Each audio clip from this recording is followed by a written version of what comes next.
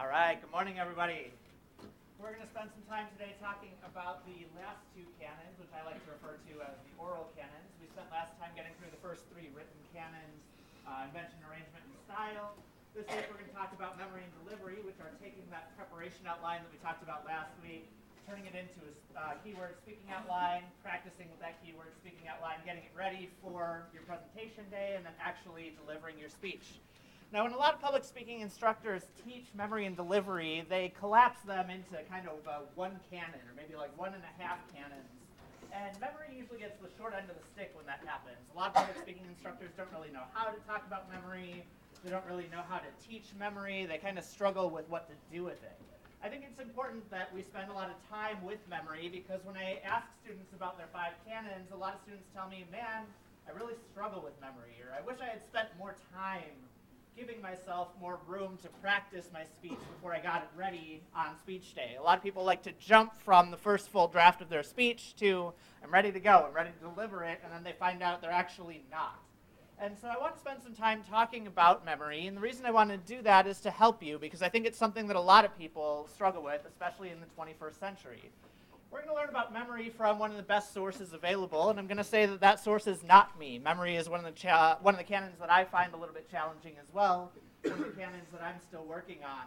We're going to learn about memory from a national memory champion. This man's name is Joshua Foer, and Joshua Foer decided he was going to attend the National Memory Championship a couple years ago. This is an event that you might not know exists. It's kind of a crazy event. You'll hear details about what it consists of. Joshua Foer decided to attend this event the first time not as a candidate, not as somebody trying to compete in the competition, but rather as a science journalist. He was really interested in this contest. He wanted to cover it for whatever publication he was working for. So he decided to cover it as a journalist, and as he did so, he realized, maybe this looks really interesting. Maybe I've got a shot at this. And he tried it out. He tried learning some of the skills for how to increase your memory, and he actually ended up later winning the National Memory Championship. So we're going to hear a little bit of his story. He's going to walk you through an exercise. The exercise might seem a little weird to you, but we'll go ahead and do it. So he's going to ask you to close your eyes in a second here and picture some things. I'd like to invite you to close your eyes. Go ahead and close your eyes. Imagine yourself standing outside the front door of your home. I'd like you to notice the color of the door, the material that it's made out of.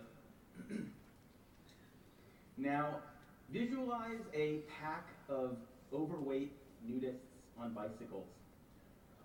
They are competing in a naked bicycle race, and they are headed straight for your front door.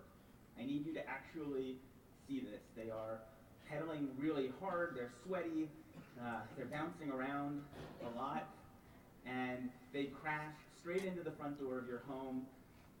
Bicycles fly everywhere, wheels roll past you, folks end up in awkward places. Step over the threshold of your door into your foyer, your hallway, whatever's on the other side, and appreciate the quality of the light. The light is shining down on Cookie Monster. Cookie Monster is waving at you from his perch on top of a tan horse. It's a talking horse. You can practically feel his blue fur tickling your nose. You can smell the oatmeal raisin cookie that he's about to shovel into his mouth. Walk past him. Walk past him into your living room. In your living room, in full imaginative broadband, picture Britney Spears. She is scantily clad, she's dancing on your coffee table, and she's singing Hit Me Baby One More Time. And then follow me into your kitchen. In your kitchen, the floor has been paved over with a yellow brick road, and out of your oven are coming towards you Dorothy, the Tin Man, the Scarecrow, and the Lion from The Wizard of Oz, hand in hand, skipping straight towards you. Okay. Open your eyes. I want to tell you about a very bizarre contest that is held every spring in New York City. It's called the United States Memory Championship. And I had gone to cover this contest a few years back as a science journalist, expecting, I guess, that this was going to be like the Super Bowl of savants. This was a bunch of guys and a few ladies widely varying in both age and hygienic upkeep. They were memorizing hundreds of random numbers, looking at them just once. They were memorizing the names of dozens and dozens and dozens of strangers. They were memorizing entire poems in just a few minutes. They were competing to see who could memorize the order of a shuffled pack of playing cards fastest. And I was like, this is unbelievable. These people must be freaks of nature. And I started talking to a few of the competitors. This is a guy called Ed Cook, who had come over from England, where he had one of the best trained memories. And I said to him, Ed, when did you realize that you were a savant? And Ed was like, I'm not a savant. In fact, I have just an average memory. Everybody who competes in this contest will tell you that they have just an average memory. Okay, so that might seem a little odd to you. You might be a little bit skeptical of his last claim that everybody in the contest thinks that they just are average human beings. How many of you think that if you had some training, you'd be able to memorize long strings of digits? A couple of you? How many of you shuffled deck of playing cards? You feel more confident about that? Not so much, maybe one or two, okay. So you might not be able to do that, but I want to test you and see how well you remembered the things he asked you to pay attention to when you closed your eyes. So you are standing outside of the door to your house, and who is out there with you? Go ahead and shout it out. Okay, you guys got it pretty specifically. It's a nudist colony on bicycles, and they're having a competition. They are racing toward your door to your house. You walk inside the door to your house, and at the landing there, who is standing there? Cookie Monster, and who is Cookie Monster standing on top of? A tan horse. That tan horse for him is Mr. Ed. You guys are probably too young. In fact, I'm probably a little too young to remember Mr. Ed, but Mr. Ed was a supposedly talking horse. The producers of the TV show Mr. Ed gave the horse peanut butter, and it made it look like he was talking. That was a reminder for him that he wanted to tell you about his friend Ed Cook, who is one of these national memory champions. The Nudists on Bicycles, you can probably guess, it was a reminder that he wanted to talk to you about a competition, the National Memory Competition. So he's talking to you about that. You walk past the Nudists on Bicycles. You walk past Cookie Monster on top of Mr. Ed. You go upstairs to your living room, and who's in your living room? Britney Spears. I'm getting concerned that you guys were probably born around the time that Britney Spears was popular. But Britney Spears is doing what in your living room? She's singing and dancing. She's singing and dancing to Hit Me Baby One More Time. She's scantily clad. The reason that Joshua Fuller wanted you to remember that is because Ed, or one of his other friends, said that if I can teach Britney Spears how to do this memory stuff where she memorizes a deck of playing cards, memorizes a long string of numbers, I can train any one of you to do it as well. You go past Britney Spears in your living room, you go into your kitchen, who's there? I hear a little bit of mumbling. I hear something about the Wizard of Oz. The 4 characters from the Wizard of Oz are coming out of your oven. The reason they're coming out of your oven is because he wants to remind you, he wants to end on the fact that he's going to tell you about his journey as somebody who went from a science journalist just covering this memory competition to actually winning it. So you might not have remembered how to memorize a long strand of numbers. He actually says that human beings are very bad at remembering abstract concepts. So we don't do very well with numbers. We don't do very well with words. What we do much better with are 2 things. Places. So if we're walking through a place that we know very well, we can visualize it in our heads and we can kind of spatially map it out. And sensory details, things that we can see, smell, taste, hear, and touch. Those are the things that he tries to put together, and he's going to say the weirder the better, the more likely it is that you are going to remember those details if you can get them in an order spatially and pair them with some kind of ridiculous sensory detail like nudists on bicycles. Now, he's going to tell you that that's what you need to be doing. He's not the first person to pair those things together. In fact, he's going to tell you that this tradition of remembering things based on space and place and the senses goes back a very long time. It actually goes back about 2,500 years. One of the more elaborate techniques for doing this dates back 2,500 years to ancient Greece. It came to be known as the Memory Palace. The story behind its creation goes like this. There was a poet called Simonides, who was attending a banquet. He was actually the hired entertainment, because back then, if you wanted to throw a really slamming party, you didn't hire a DJ, you hired a poet. And he stands up, delivers his poem from memory, walks out the door, and at the moment he does, the banquet hall collapses. Kills everybody inside. Doesn't just kill everybody, it mangles the bodies beyond all recognition. Nobody can say who was inside. Nobody can say where they were sitting. The bodies can't be properly buried. It's one tragedy compounding another. Simonides, standing outside, the sole survivor amid the wreckage, closes his eyes and has this realization, which is that in his mind's eye, he can see where each of the guests at the banquet is sitting. And he takes the relatives by the hand and guides them each to their loved ones amid the wreckage. What Simonides figured out at that moment is something that I think we all kind of intuitively know, which is that as bad as we are at remembering names and phone numbers and word-for-word instructions from our colleagues, we have really exceptional visual and spatial memories. If I asked you to recount the first 10 words of the story that I just told you about Simonides, chances are you would have a tough time with it. But I would wager that if I asked you to recall who is sitting on top of a talking tan horse in your foyer right now, you would be able to see that. The idea behind the Memory Palace is to create this imagined edifice in your mind's eye and populate it with images of the things that you want to remember. The crazier, weirder, more bizarre, funnier, raunchier, stinkier the image is, the more unforgettable it's likely to be. This is advice that goes back 2,000 plus years to the earliest Latin memory treatises. So how does this work? Let's say that you've been invited to TED Center Stage to give a speech, and you want to do it from memory. And you want to do it the way that Cicero would have done it if he had been invited to TEDx Rome 2,000 years ago. What you might do is picture yourself at the front door of your house. And you'd come up with some sort of an absolutely crazy, ridiculous, unforgettable image to remind you that the first thing you want to talk about is this totally bizarre contest.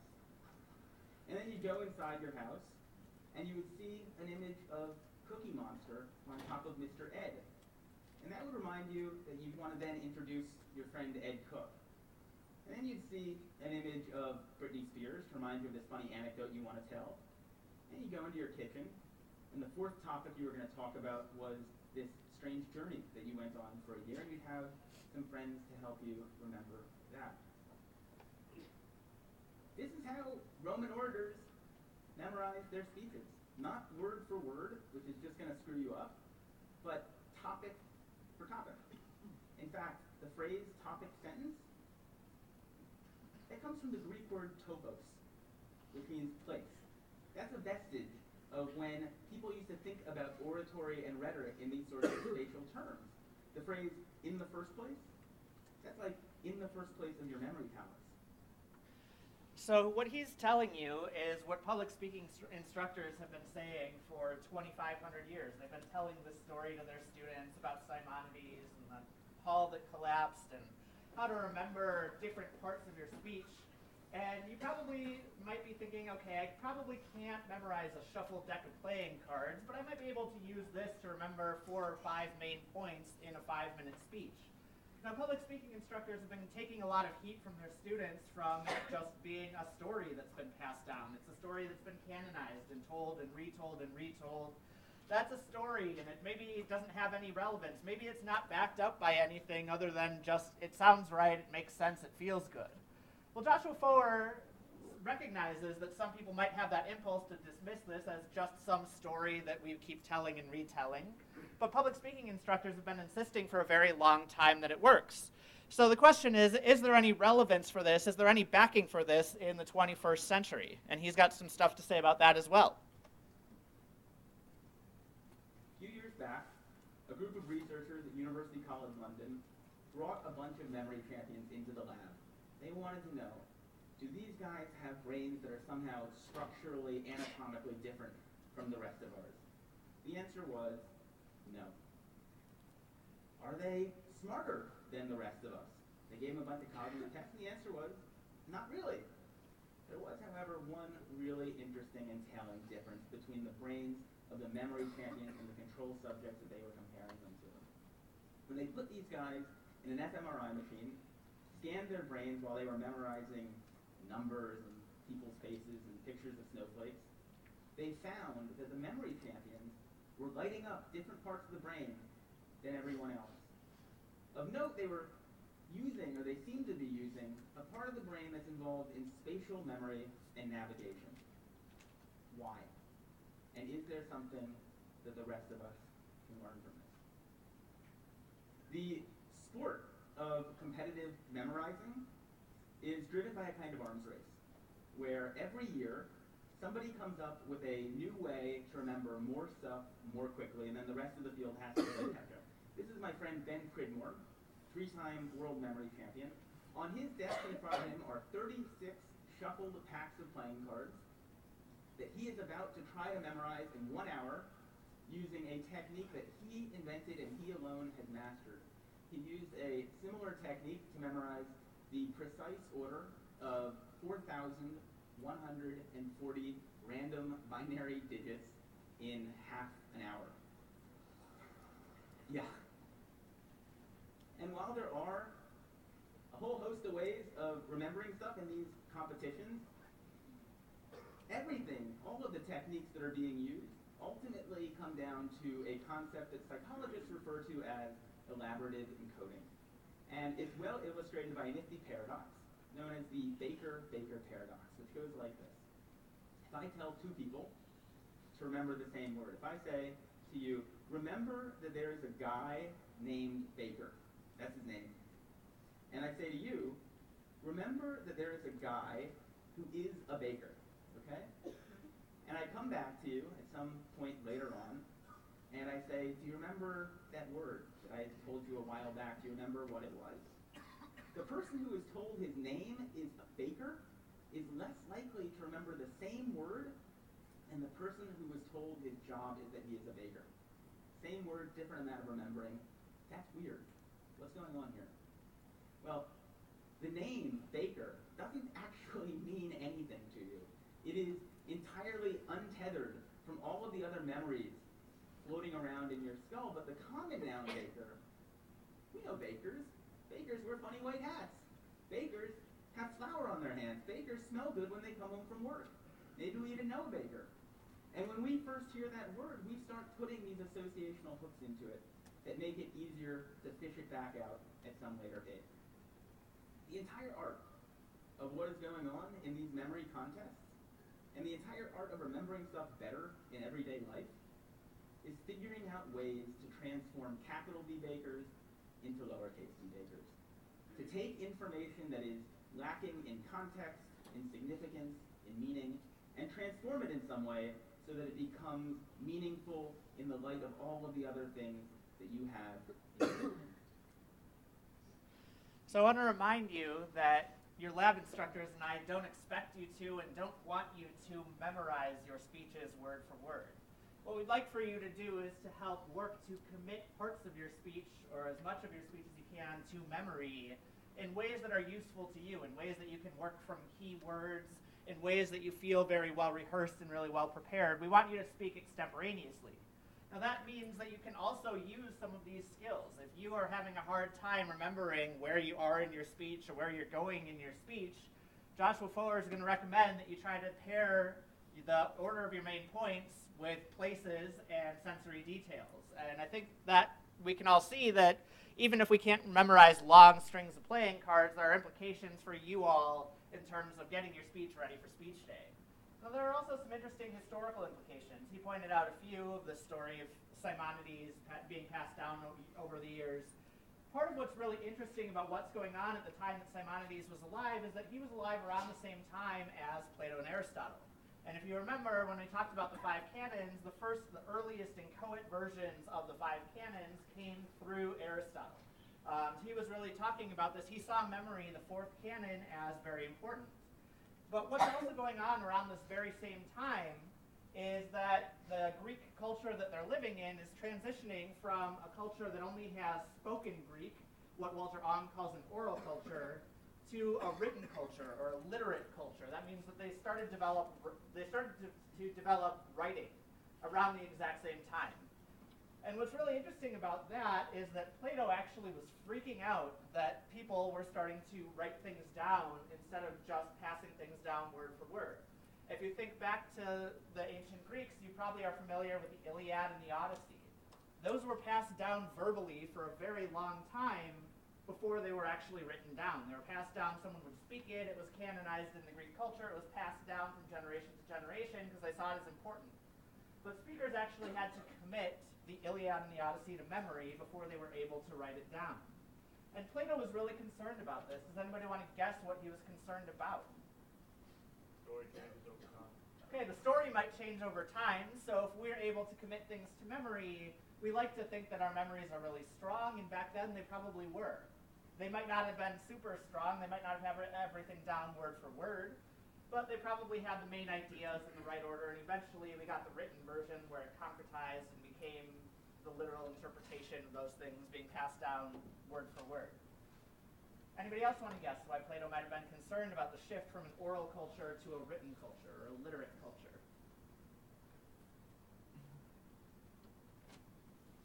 That's all right. Plato was basically concerned that writing, the invention of writing, was going to make people stupid. And the reason he said that writing was probably going to make people stupid was because if we were used to committing everything to our minds, we would internalize it. We would be able to make sense of it. We would have to remember it on a daily basis, and we'd have to exercise our brains in the same ways that we regularly exercise our bodies. When we have writing, and we can put words on a page, or we can write them in sand or in stone or whatever, we externalize what our brain was doing. We start not really exercising those neurons, but instead, I have words on a page, I can set them aside, I can come back to them a week later, and it can trigger my memory, but I'm not storing that memory, and I'm not practicing the art of memory over time. Plato was really concerned about this shift.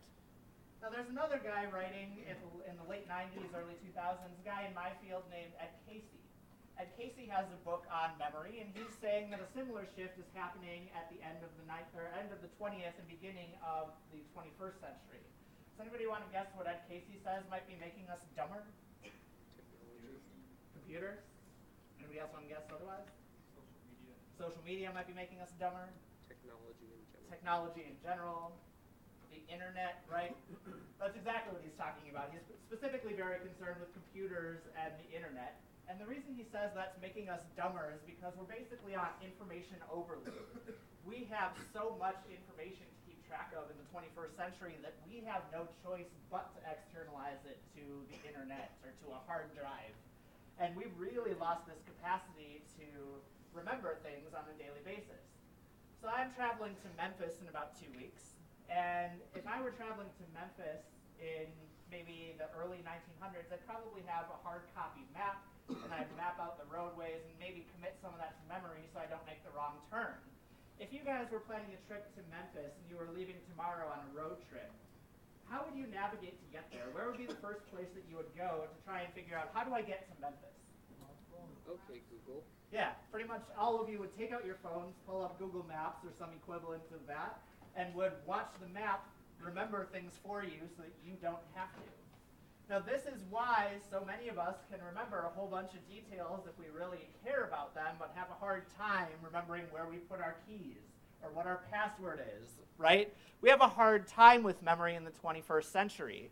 And the reason I call that to your attention is because, again, a lot of students tell me memory is the hardest canon for them. And I think there are historical, maybe evolutionary reasons for why that is the case.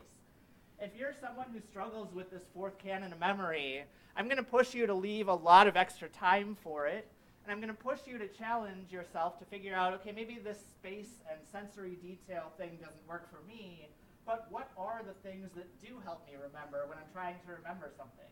because a lot of us really struggle with it, and it wasn't really until I was in grad school that I started to see the connection between memory and learning.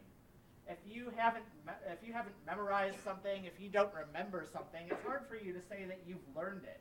Now, I know there's a lot of educational policy data that says rote memorization isn't necessarily the best way to learn, but there is some value in rote memorization. There's also value in not memorizing everything from index cards or from a list, but also finding other shortcuts for your memory that help you learn. So as you're thinking about your other classes, be thinking about this fourth canon as well, because it'll help you not only with your speeches, but also hopefully with your education in general. We're going to move on now that we've had this conversation about memory and haven't just lumped it in with delivery, to talking about what makes for effective delivery. Delivery is something that a lot of students also struggle with, and it's something that I find sometimes challenging. This was the canon that when I was in your shoes made me the most nervous. A lot of times when I talk to students about public speaking and I ask them, what is the most important thing about public speaking, they might not give me the word delivery, although sometimes they do. But a lot of times they'll give me things like being able to project, making eye contact, not having a monotone voice, or having some vocal variety. They'll give me different aspects of delivery and say that delivery is the most important thing when it comes to public speaking. I've had students in the past tell me, man, I really wish this were a class of 16 weeks of just delivery exercises so I could just get better at delivery. I think the reason why a lot of students come to this class with that expectation is that they've seen some really bad delivery that has broken what otherwise would have been a very good speech. They've seen the monotone speaker who might have compelling ideas but doesn't present them in a way where their tone and their gestures and their facial expressions match their enthusiasm that you can tell from their writing. It's one of the most common critiques that I give of student speeches is that I can tell from your writing that you're very excited about this topic.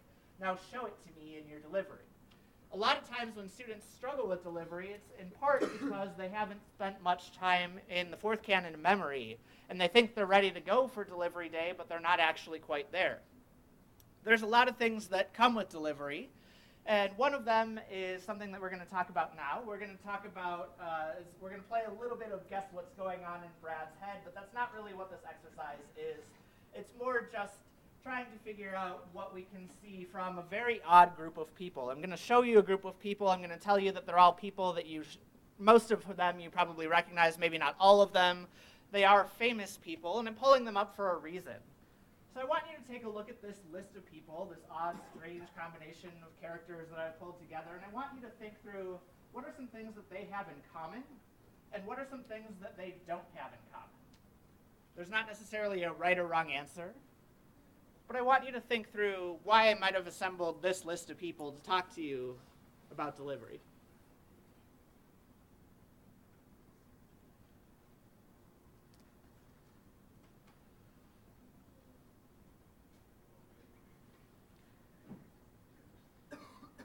Is anybody wondering who any of these people are?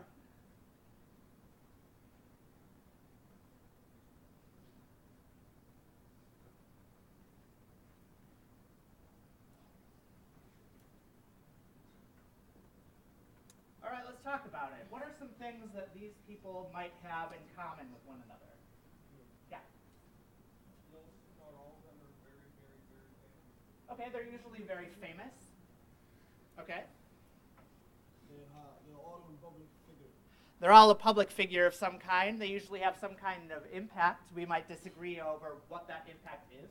They're all really good at delivery and speeches. They're all pretty good at delivery and speaking. They have like distinct voices so people can impersonate them. Okay, they have very distinct voices or other characteristics that we might remember them by, we might try to imitate. Anything else these people might have in common? They're influential. They're influential. Okay. Yeah, they're influential in very different ways. What are some things that might set these people apart from one another? What makes them different? Why they're famous.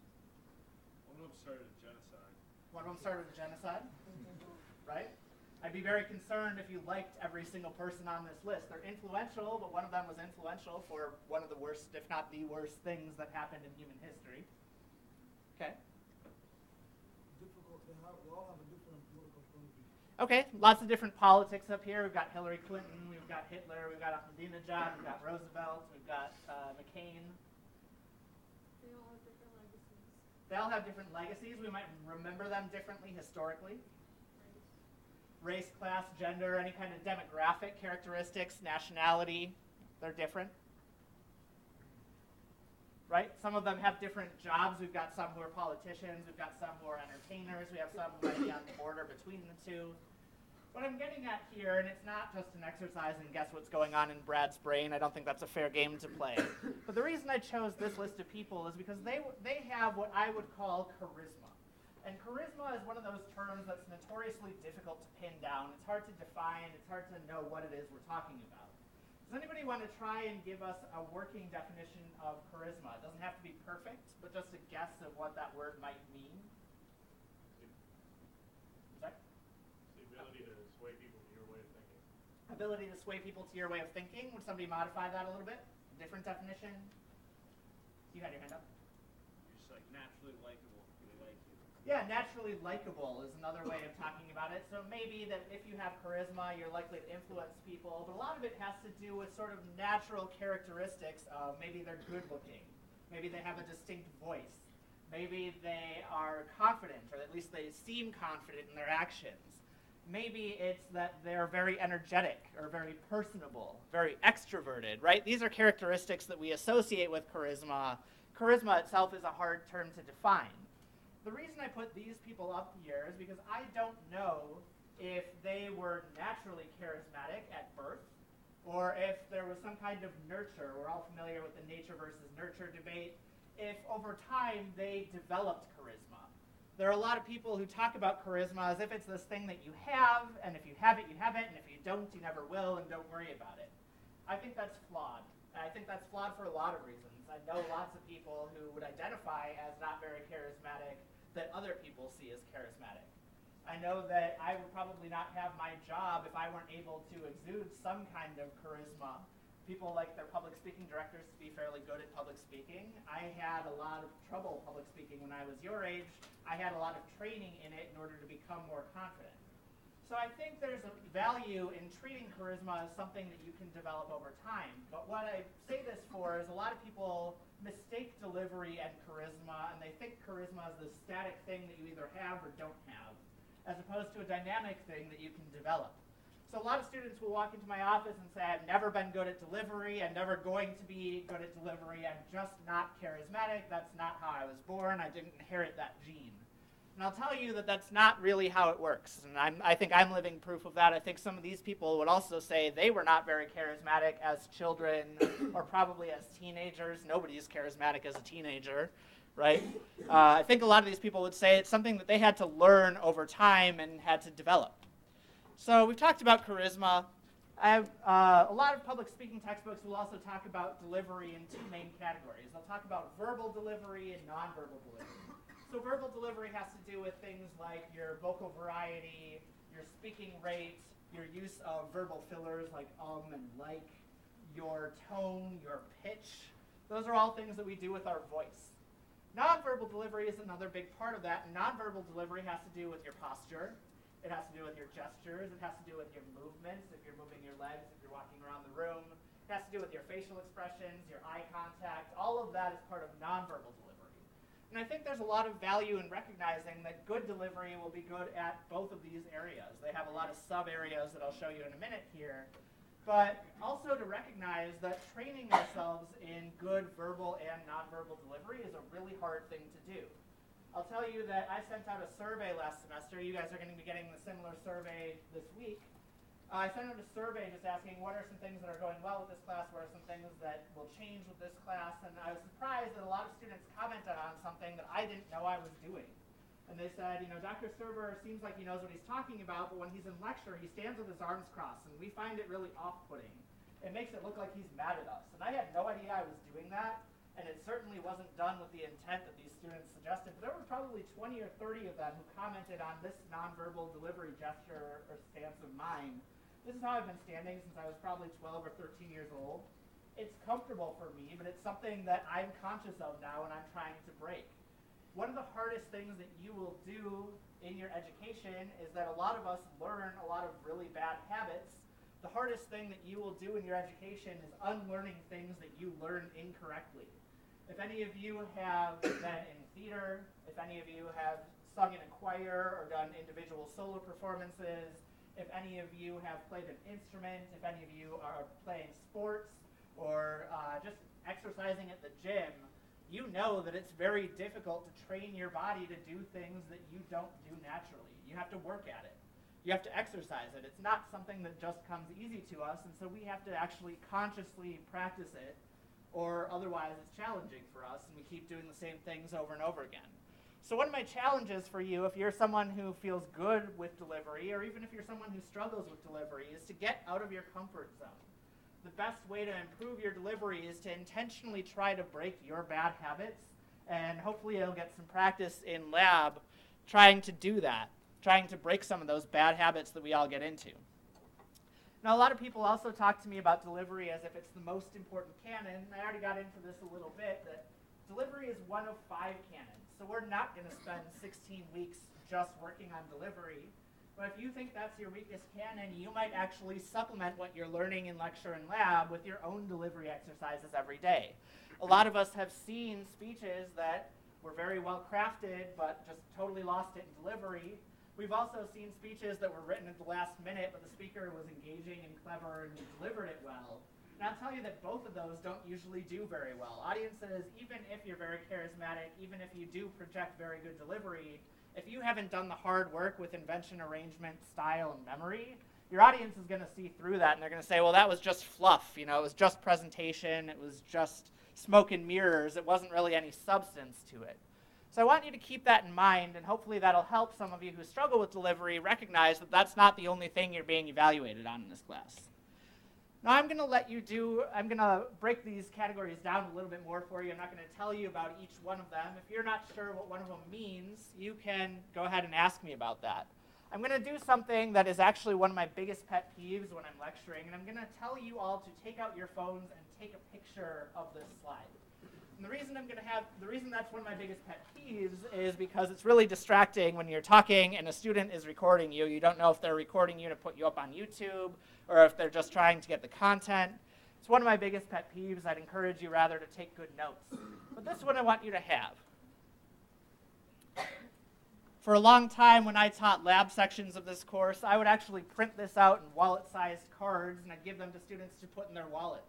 Now I recognize that you all have probably lots of those cards in your wallet, and I don't want this one to get lost in the shuffle. I think you're much more likely to keep this if it's on your phone, if it's in your pictures. I've had students, I kid you not, 4 or 5 years after taking my class, send me an email and say, thank you for giving us this delivery or impromptu cheat sheet. I had a job interview today, and I pulled it out 5 minutes before the interview, and I felt much more confident as a result. I would love to get more of those emails from you. You all are going to be in a lot of situations where you might need to use this. You might be giving a wedding toast. You might be on a first date. You might be giving a eulogy. There's lots of ways where you could use this. Impromptu speaking is the one that we do most often. For a lot of students, it's also the most nerve-wracking because you're making things up on the spot, and it's very easy to say something wrong or to embarrass yourself. If you take some time to slow down with impromptu speaking, it usually goes much better. So we're going to divide this up into content things, which are not delivery. Those are just basic reminders about invention, arrangement, and style. Then I've got my verbals here and my nonverbals here. I want you to keep that cheat sheet out. We're going to watch some examples of people delivering speeches, and I want you to, as you're watching these videos, I want you to think through what are some things that these people are doing well, and what are some things that these people might be able to work on. So we'll start with my friend Dan. Dan is somebody I've known since preschool. He has not taught public speaking, but I'm sure he took it when he was an undergrad. Dan is a music therapist, and he's going to talk to you about something he learned in his psychology classes about what makes music therapy work.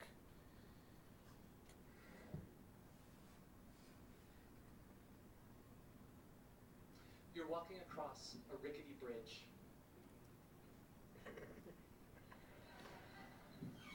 A cute graduate student is leading you across, and when you reach the other side, says, I have a picture here. I want you to tell me a story about it. We're testing the effect of the environment on your creativity.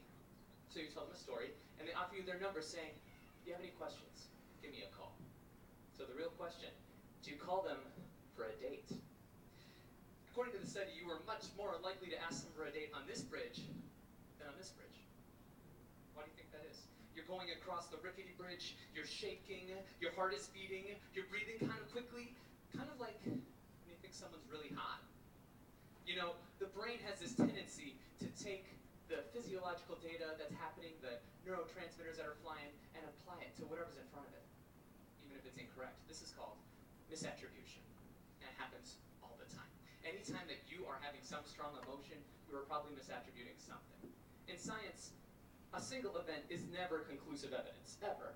But since when has the brain been into science? The brain just takes whatever's in front of it, whatever happened, and applies it. This is why Lucky Charms exists. This is why someone needs to wear a jersey for their team to win, because one time it happened, and then it's going to happen again, right? I have to wear this jersey or they're going to lose. Or this is why people who've been in a car accident sometimes are triggered by the sound of ambulances going by or the smell of gasoline. There was a traumatic experience. The brain thought, I need to figure out what caused this, like where did this come from, and anything that could have happened brings that response. Now there's some specific neurotransmitters that are pretty commonly misattributed. We got dopamine. That's a neurotransmitter of feeling good. That's a bite of chocolate. That's, going for a run, that real feel-good chemical. We got serotonin, the neurotransmitter of comfort. That's, when you don't have enough of it, that's an anxiety disorder, depression, that's aggression and eating disorders. A lot of things that, serotonin can inhibit. And my favorite neurotransmitter, oxytocin. Oxytocin is the neurotransmitter of love. This happens when you're kissing, cuddling, having sex, having an orgasm, but also when you're giving birth and also breastfeeding. Oxytocin helps you connect with others, whether it's a partner or a child. And by the way, if you laughed at this picture just now, you released dopamine, and you probably misattributed it to me. So you like me more than you did 2 minutes ago. All right, we're going to stop him there. Let's maybe go pro, con, pro. You all have a cheat sheet. What is something that you thought he did well with his delivery? You stay on topic. I'm sorry? You stayed on topic. He stayed on topic, so that might not necessarily be delivery related, but it is something that he did well. He's practiced this a lot. Most TED Talks are actually memorized speeches, so he had to practice this quite a bit to make sure he stayed on topic, but he sure did. What's something that you think he might be able to work on or do differently with his speech? His pace. Tell me more. Talk really quickly. Okay, so sometimes he talks a little too quickly. You might want to slow him down. Other students of mine said that was actually kind of a strength, that he would rush into something and then he'd slow it down in order to have some dramatic effects going on. Okay, so we might disagree on whether that was a good or bad aspect of his delivery. What's another thing he did well? Yeah. Humor. Tell me more about his humor. He made it work. It didn't fall flat. Do you know how, though? No. Does anybody else want to try and say how he made his humor effective, if he thought it was effective? He made it relevant to what he was talking about. Okay, so some of it was topical humor, but a lot of it also might have been delivery related. I'm a little jealous of him because he has some more animated facial expressions than I have. I think that's one way he did it. I think part of it is through his volume. Some of it's through just his general energy level. There's a lot of things we could say about this speech. I'm curious if you thought this was pretty good delivery that you'd want to emulate, or bad delivery that you'd want to stay away from. Give me a thumbs up, a neutral, or a thumbs down. Okay. I'm seeing a fair amount of thumbs up. I would give this pretty good delivery as well. I think this is one that you would try to emulate, try to be like as much as possible. We're going to watch another example, and you can probably guess that it's not the most effective form of delivery. We're going to watch an example from a man named Phil Davison. Some of you might have seen this speech. It was popular a few years ago. Phil Davison was a man who ran for office, I want to say, in Ohio. He was very excited about running for office. He thought this country was headed in the wrong direction. We're going to watch this video. I'm going to ask you if you would want to vote for Phil Davison, if he would get your vote.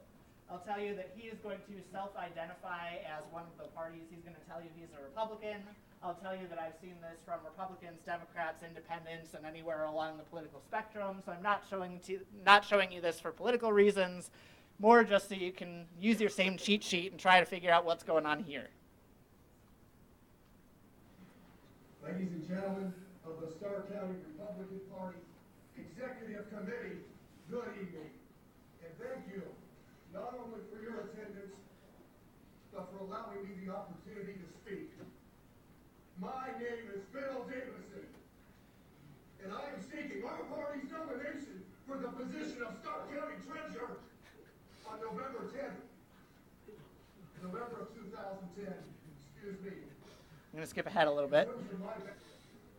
In terms of elections across Stark County, I have represented our party twice on the county ballot in both the primary and the general elections.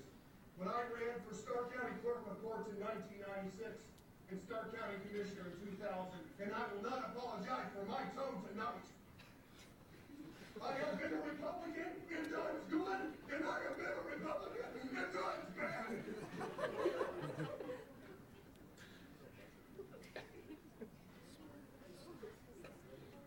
Albert Einstein issued one of my most favorite quotes in the history of the spoken word, and it is as follows: in the middle of opportunity.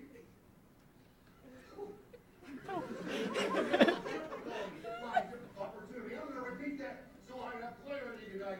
In the middle of difficulty lies opportunity.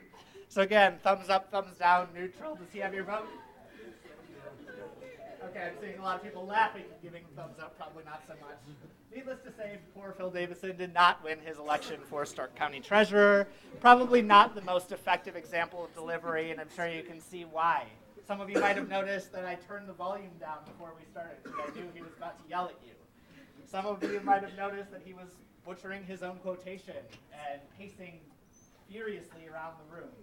I've seen this exact same speech, but about mechanical engineering! I'm not kidding, I have. Don't do it. Do not recommend. So if you are somebody who might let your nerves get the best of you, I do feel a little bad for him because he clearly was excited and passionate about what he was talking about. I don't think that passion manifested particularly well for our friend here. I would encourage you to keep working on your delivery to keep those emotions in check. We have a couple more minutes here, and in those couple more minutes, I want to remind you of the 5 canons just briefly, and then I'm going to ask you your first participation question about those 5 canons. So the first canon we've got here is invention. Invention is topic selection, brainstorming, coming up with a thesis statement, doing some research.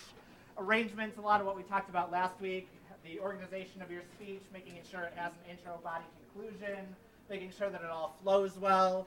Style is your use of creative personal expression to make your speech sound good, usually through language, the amount of formality you put into your speech. Memory are those 4 different types of memory that we have: manuscript, impromptu, memorized, extemporaneous. And then finally, delivery, verbal and nonverbal aspects of your actual presentation on delivery day. Now for your participation question, I'm going to ask you to take out a sheet of paper. Like I said in the last couple weeks, I want you to have your first and last name on there. If you have your lab instructor's name, that's really helpful to me. If you have your section number, that should be the first on the first page of your syllabus. And finally, your answer. The question that I'm going to ask you is, what do you think are your strongest and weakest canons? You might have more than one answer. You might have 2 canons that you're really strong in, and 1 that you're weak in, and 2 that you feel neutral about. Or 1 and 3, or whatever it might be. So again, your first and last name, your lab instructor, your lab section, if you happen to know that. I do expect you over the next couple weeks to figure that out. And then finally, your answer to today's question. So again, your question is, what are your strongest and weakest canons? We've got invention, topic selection, brainstorming, things like that. Arrangement, mostly having to do with organization. Style, creative expression. Memory, committing your speech to memory and not necessarily memorizing it. And finally, delivery, the verbal and nonverbal aspects of your presentation. So go ahead and fill that out. Remember to put your first and last name, your lab instructor, your section number, and then ultimately your answer to this question. Once you've done that, you can put them in that red folder up here, and then you're free to go.